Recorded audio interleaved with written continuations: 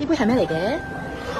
我哋食 lunch 好似食快帶咁，跟住咧呢個其實係我哋有個開胃嘅餐前飲嘅，咁就係提子汁嘅提子加檸檬汁。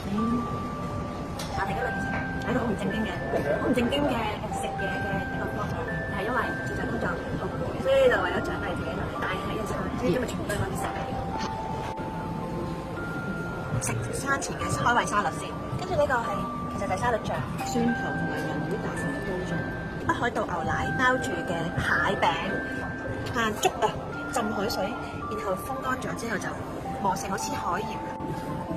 呢杯叫做一期一會，係有抹茶啦、威士忌啦同埋榛子糖水。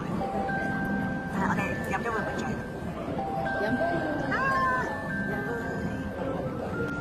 你幾耐冇旅行？3年前。哇，係啊，當去旅行咪得啦。3年前做咩咧？大家我吸咗啲嘢。3年前我哋就喺韓國旅行，好開心嘅。好咧，3年前3年啊，係啊。哎呀，幾時可以再旅行？幾時可以再旅行啊？